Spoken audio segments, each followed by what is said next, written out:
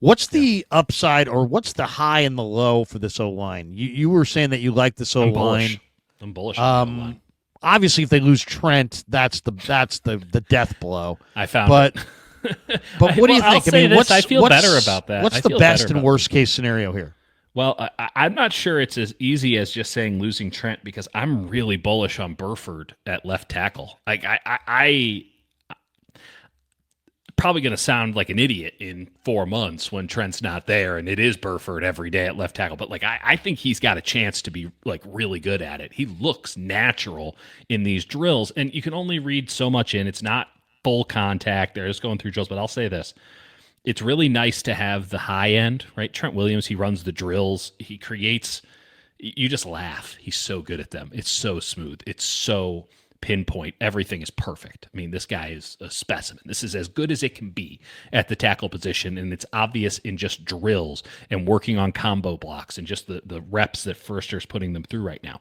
The second most impressive player in those same drills, to my eye, and there have been plenty, hasn't been Austin Pleasance. It's been Spencer Burford. And I don't think that there's a tremendous gap right now in drills, which again isn't football. But in these drills, I don't see a tremendous gap between Spencer Burford and Trent Williams. Now, there is. We know that there will be. But I feel better about Spencer Burford than I think I ever did about Jalen Moore. And Jalen Moore was a capable backup who got $15 million a year from Kansas City. Maybe I'm out over my skis on this one, but I'm all the way in. I'm buying all the stock in Burford at left tackle. They have Pleasance at right, so you have a viable backup now for McKivitz. So I feel really good about their tackle situation. I think that there's a scenario on the best case where you can say at the end of the year that they have the best tackle combo in the NFL because I think that people are sleeping on Colton McKivitz really hard. I think they're holding on to prior receipts. I think that they refuse to acknowledge that he probably was their best offensive lineman last year and that he's a pretty damn good offensive lineman at a position where there's strictly not a lot of talent. There's like 5 really good guys and 20 really crappy guys, and he might be one of the best of the crappy guys, or maybe he's the 6th good guy.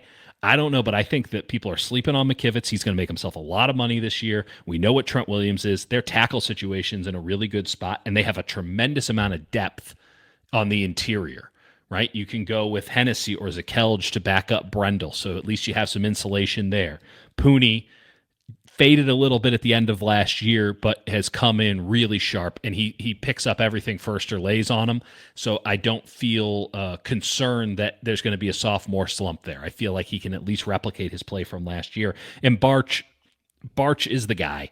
Barch is awesome. His tape from last year is limited, but fantastic. He was so much better than a guy who got $77 million last year, and you can ask any offensive lineman in that room now that they can be honest about it, and they'll tell you that. Barch at left guard with backups like Moss and Colby or Zakelj, like, is it ideal? Would you prefer a little bit better backups or a little bit less question marks? Sure, but you're in a really good spot overall with this offensive line. Upside is this is a top 5 offensive line that you're saying has the best tackle combo in the league. And the downside is I'm an idiot, which is a very real possibility. And I'm completely overrating a bunch of dudes based on OTAs. And in fact, Brendel hasn't gotten better. And Barch does indeed suck. And Pooney's regression at the end of last year continues into 2025, and McKivitz isn't as good as I'm making him out to be, and Trent is injured, and Burford and Pleasance are fighting over that spot, and neither of them are good enough, and it all just sort of implodes from the interior, and this team can't protect Purdy, and it gets Christian McCaffrey injured, and they just can't even get an offense going, and Kyle has to come up with something to cover up for a terrible offensive line, and probably a couple people get fired in the process as well. It's the highest of highs, it's the lowest of lows. I cannot stop thinking about the 49ers offensive line, and I need training camp to be here so I can actually see some people hit each other because it is consuming me with curiosity about this offensive line because I can see it either way, and I think it will so define the 49ers 25 offense. You know, it's funny. I'm way high on Pleasance. You should be. He looks awesome. Yeah, he does. He looks amazing. Here was the quote from Forster from the other day. He said last season, he's talking about Pleasance. He said last season when he signed here, I didn't see the speed, but now all of a sudden he's moving. He's just a giant that can really move, and I don't know what happened. I really think he's got something in there that's special. I just don't know how soon he'll be ready. I'll say this, Lair. I think their plan on offensive line is brilliant. You look at how teams are overdrafting prospects. They're just taking guys on spec, like, oh, we can teach him. In 2 or 3 years, he'll get it all figured out because the college game and the pro games have never been more different, and the learning curve for rookies is humongous. You see this with Connor Colby right now, where they ran a lot of inside zone at Iowa, and one of the reasons the Niners drafted him is, well, they ran a lot of the same stuff. And yet I'm standing there, and I mean, I'm standing there alone, Larry.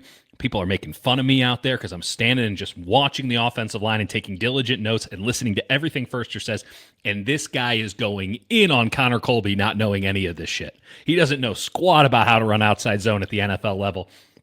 And he coaches him hard because he loves him and he sees the potential.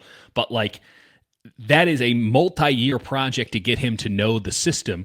And this is a guy who had a system that's as close to the NFL as you're going to get in college. So it makes Dominic Pooney's last season all the more impressive that, one, he was a tackle, and two, that he was that easily plug and play at guard. It makes Burford all that impressive back in the day, even though I think that there has been more separation since then.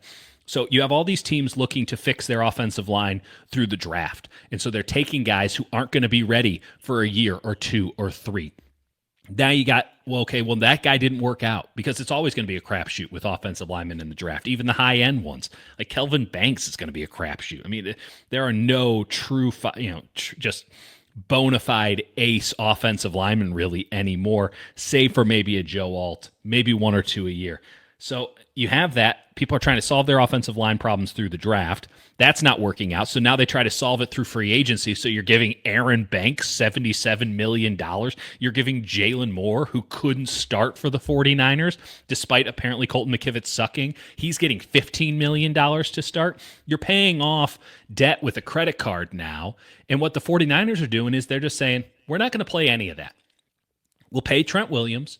We'll pay you fair market. We'll draft you if we think you're worthy of that draft spot, like a Pooney or a Colby, if it all lines up, but we're not going to overstretch ourselves. And what we're going to do is we're going to wait for every other team to pass these guys around who had talent, who some coach saw something in. And the fact that they keep bouncing around says that these coaches like him enough to bring him in, but they don't have the time because they need ready-made success to actually do the things that they need to do to get these guys ready. We're going to take these dudes Tampa Bay Rays style, early Moneyball A's style, and we're going to take these Island of Misfits toys who are older and at a certain point in their career, and we're going to get them that little bit of polish that they need. We're going to give them a year or 2 in our system because we can use the practice squad this way, and we're going to then develop them into what we need. And guys like Barch, guys like Burford might not be a good example. Let's use Hennessy, right? Hennessy's going to bounce around. Well, Hennessy, okay, we're going to bring him in at the end of a year. We're going to keep him around. We're going to get him in here, and now he can be a backup. And maybe Hennessy starts at center next year. And that's the same thing with Brendel on the practice squad for 2-3 years. Then he gets the start. Pleasance. If McKivitz gets the contract that I think he's going to get, Austin Pleasance is your starting right tackle next year because you can keep him around for a heck of a lot cheaper, and it might not be that big of a drop-off. If Trent Williams retires, you should keep Spencer Burford around on a reasonable deal so that you have your replacement there. So you don't go into a draft desperately needing a left tackle, which is almost as valuable in the draft as a quarterback. And you see how teams draft quarterbacks, and you're not paying a left tackle because you can't buy a franchise caliber left tackle in this day and age the same way you can't buy a quarterback. It is a position of immense value. Yeah, they don't. First of all, I don't think Burford is ever going to make it as a tackle. I'd be shocked. I mean, now I know he's going to redo his body. I like this one. This is going to be fun. I just don't see it. He's just too slow. He's too slow. His feet are so slow. Okay. I haven't seen anything even approaching offensive tackle feet. But we'll see. Because I know he knows that it's now or never, and he's going to make whatever adjustment. You heard Trent say it. He's been hanging in Houston with Trent all summer. So he wants it, and he's going to work at it. I see explosion on the first step, and I see crazy explosion with his hands. Oh, he's got plenty of explosion. He just doesn't have enough.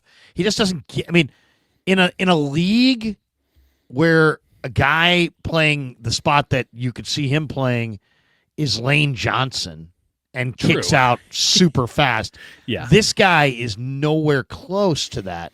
He doesn't even approach anything close to that. But we'll see. We'll see. I mean, he's going to get Nick Bosa and Bryce Huff in training camp because he's going to be your starting left tackle until week 1, right? Because Trent doesn't practice that way. So we're going to know pretty fast in training camp if I'm full of it or not. But I'm all in on Burford. I mean, they wanted him at guard forever. He hasn't been able to do it. And then they try, it's weird. It's like as each year that goes by, he's played less and less. He was a tackle it's not like in he's college, playing more, though, he's playing less. And they moved No, him I to know he was a guard right just 'cause- tackle. He was. But I just don't think I have not seen, and I've watched him a lot. I have not seen anything that approaches the kind of footwork that it takes to be a blindside pass protector in the NFL. Now, maybe I'm wrong.